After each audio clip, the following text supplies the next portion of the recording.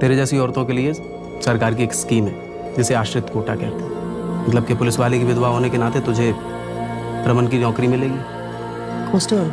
रमन के जैसे।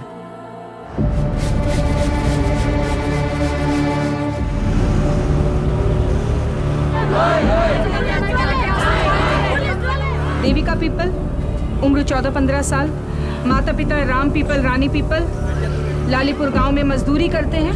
शव कल गांव के कुएं में मिला था। कैसे आया यहाँ पे? लाटों ने फेंक दिया। ऐसा क्यों करेंगे वो?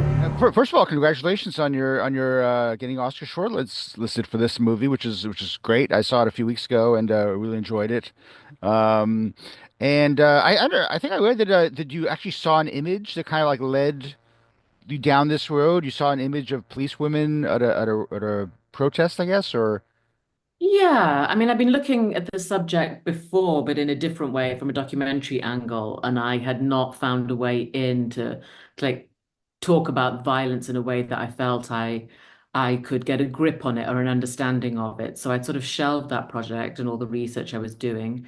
And then a few years later, I came across this image coming out of the riots that were sparked by the horrific gang rape on the bus in Delhi. And it was exactly as you say, it was of female protesters, sort of very angry, full of hatred, full of anger, confronting a female constable. And that constable's expression was so enigmatic that I was so hooked by what is she thinking about all of this? Where does she stand? What's her politics on it? Where's she at? You know, is she with them or outside of them? Does she have the power? Does she not have the power? She's at two ends of violence, which I also thought was interesting. So yeah, she became the way in, and then and then I was on a big learning curve to make that into some much bigger first feature than I might have made otherwise. Hmm. Yeah. I mean, I'm really mortified to hear that this is kind of a regular. I mean, not to say a regular thing, but I mean, gang rape is happens a lot over there, and it feels like you feel like there's a lot of police corruption, there's a lot of government corruption, there's a lot of like cover-ups and things like that.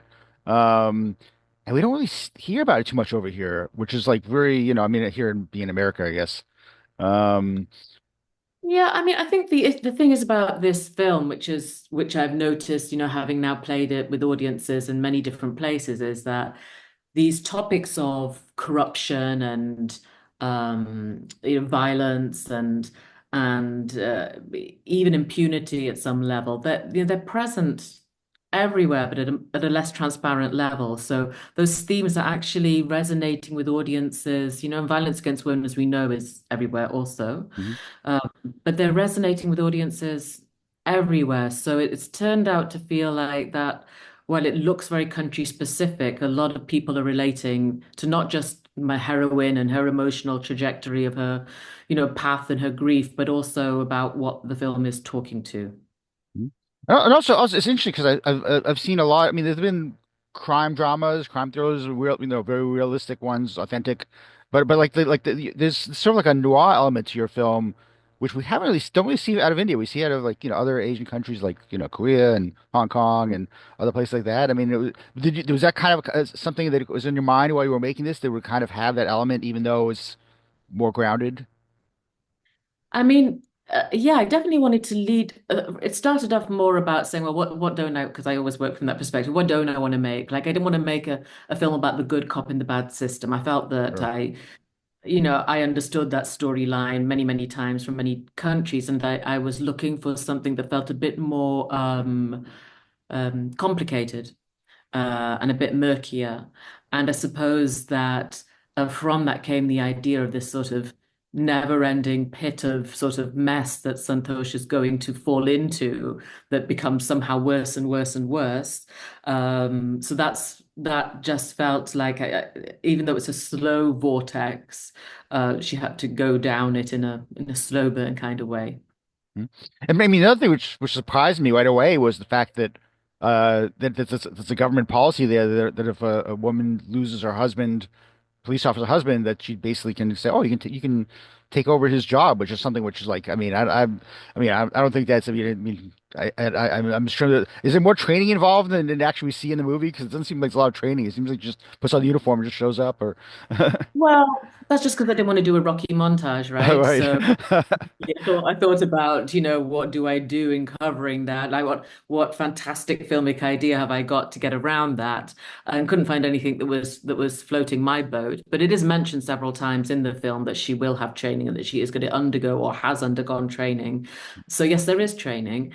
And this is a very real government scheme, and it's a fantastic scheme. It's there to, stop women ending up in a life of, a financial hardship. So it I'm gives sure. autonomy. Great scheme, because it is for those who don't have, who have to be at a certain margin economically, to get that to profit from that scheme. So, I spoke to many women who'd been on it. Some had told me even that it took them the whole time of their 7 to 9 months of training to get used to the fact that they were wearing pants.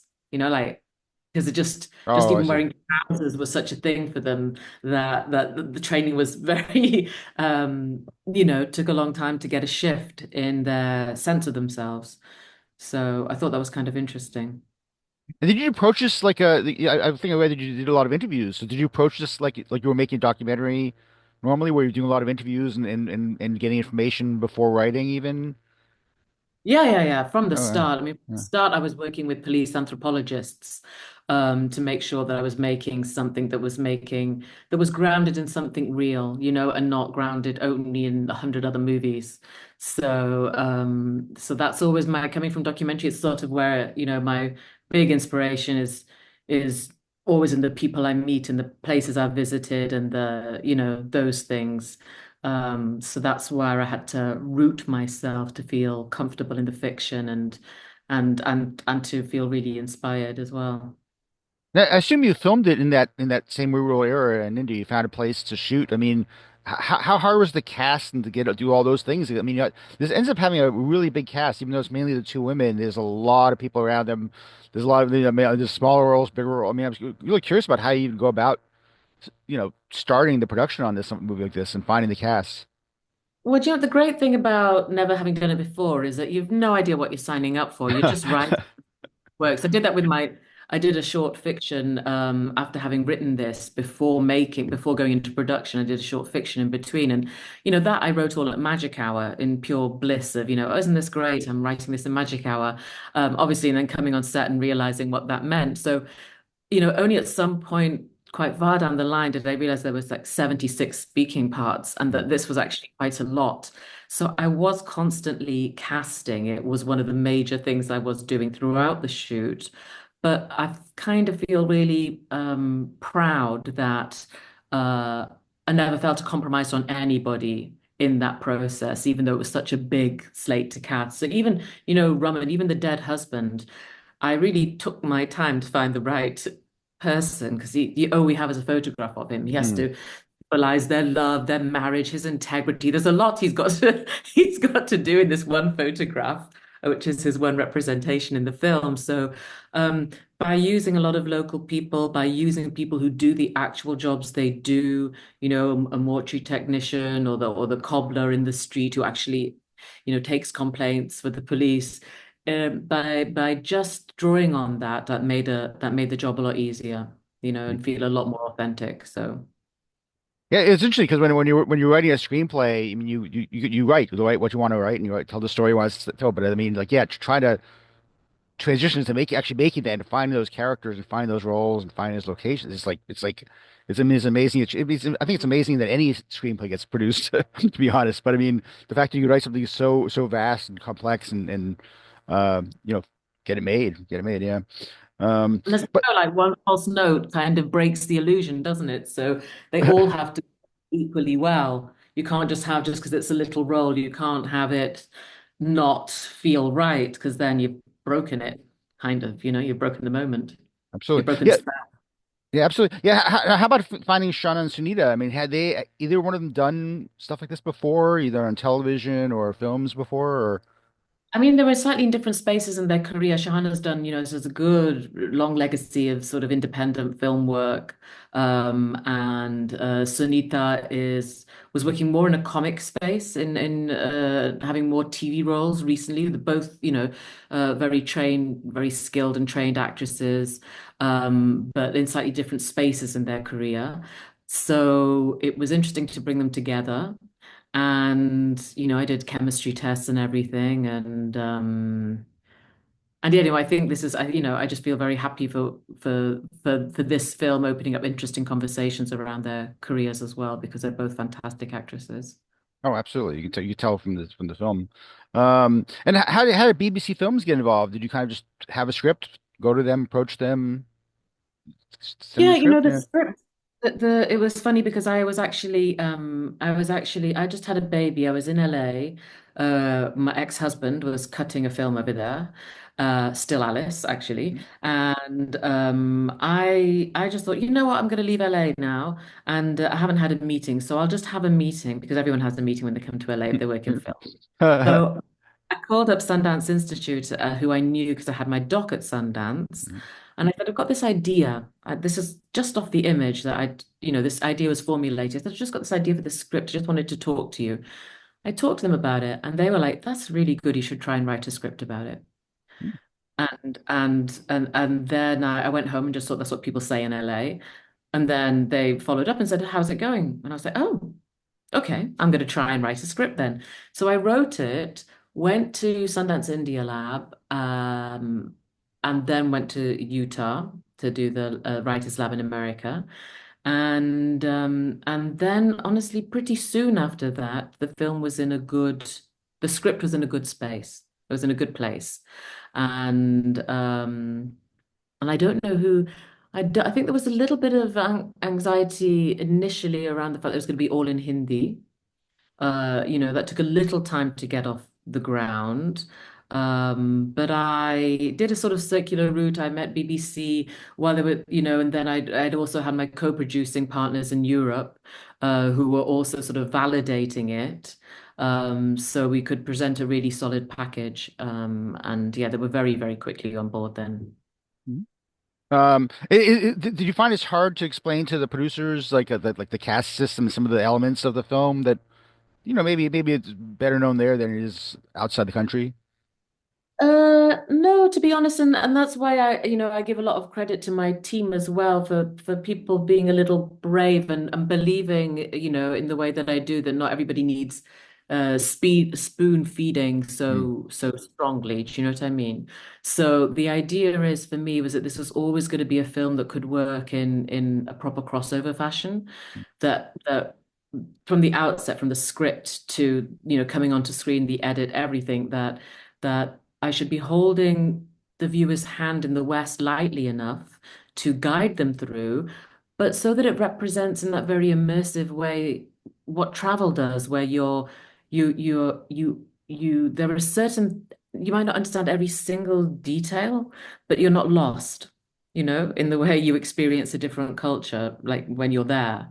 So I wanted that to be the case, but and to not condescend an Indian audience at the same time.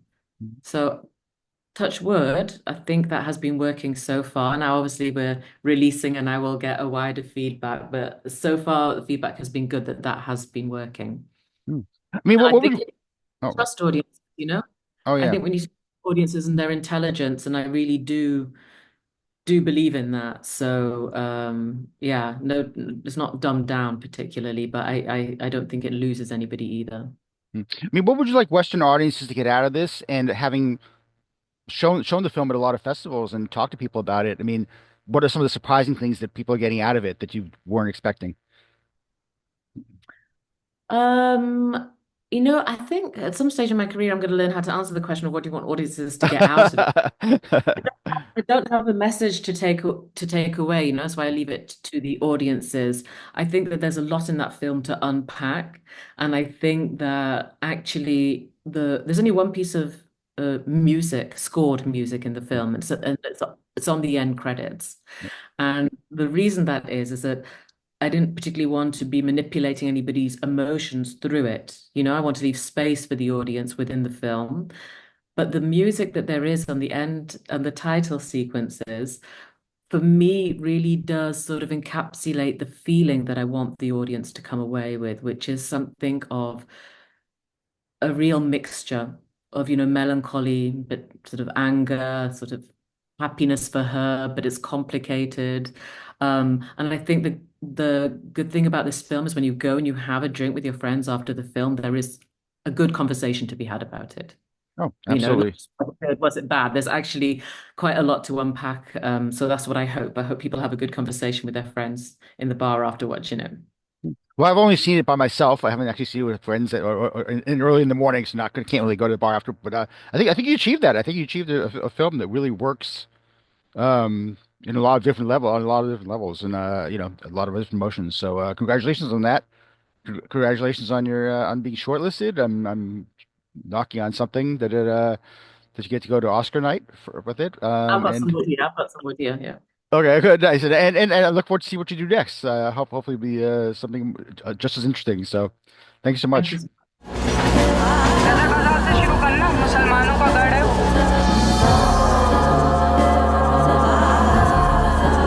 इस देश में दो तरह के छुआछूत हैं, एक वो जिसे कोई छूना नहीं चाहता, और दूसरा वो जिसे कोई छू नहीं सकता।